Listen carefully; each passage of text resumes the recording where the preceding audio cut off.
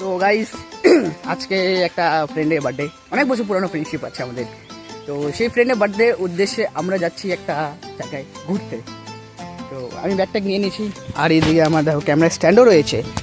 তো আশা করি আমাদের জার্নিটা এবারও ভালো হবে।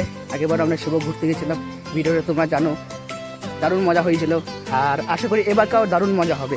তো চলো দেখি। তো গাইস এখন আমরা আছি বাতাসি স্টেশনে। তো চলো বাতাসি থেকে এখন আমরা যাবো। তো গাইস বাতাসি আসার পর আমাদের প্রথম কাজ হচ্ছে একটা কেকের দোকান খোঁজা, যেখান থেকে আমরা আমাদের এই ফ্রেন্ডের জন্য একটা বার্থডে কেক নেব। তো চলো। তো যতদূর আমি জানি আমার এই ফ্রেন্ডটা বাতাসির প্রত্যেকটা জায়গা চিনে। তো আমাদের কেকের দোকানটা এই নিয়ে যাবে। তো চলো বেশি দেরি না করে আমরা কেকের দোকানে যাই আগাই। তো গাইস প্রায় আধা ঘন্টা আমরা হাঁটাহাঁটি করার পর তারপরেও আমরা একটা দোকানও খোলা পাই না। চারিদিকে হ্যাঁ চারিদিকে পুরোটা মার্কেট একদম বন্ধ। তো আমরা এখন ভাবি যে কিছু খেয়ে নিই, তারপরে পরে দেখা যাবে কি করা যাবে। তারপরে আমরা খুঁজতে খুঁজতে একটা হোটেল পেলাম, পরিমল হোটেল, যেখানে আমরা অর্ডার করে নিলাম নিরামিষ ভাত। ইনি হচ্ছে বার্থডে বয়।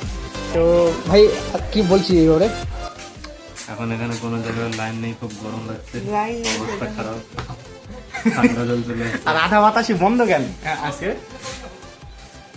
বাতাসে মার্কেটে বন্ধ। প্রায় গোটা বাতাসি মার্কেটটা আমরা ঘুরে দিলাম, অর্ধেকের বেশি, প্রায় 90% না 90% মার্কেটটা পুরো বন্ধ, আমরা কিচ্ছু দেখতে পাচ্ছি না, যার কারণে আমাদের অনেক অসুবিধা হচ্ছে। তবে আমরা খাবারের জন্য একটা হোটেল পেয়ে গেছি, এটা আমরা খুবই ভাগ্যের একটা ব্যাপার। তো চলো আমরা দেখে টেস্ট রিভিউটা কতটা ভালো হয়। তো গাইস খাবার রিভিউ বলতে সব কিছু এভারেজই ছিল। তো নিরামিষ ভাত হিসেবে আমরা আশা করছিলাম পাপড় পাবো, বাট পাপড় আমরা পাইনি। তো কোনো ব্যাপার না, আমরা পেয়ে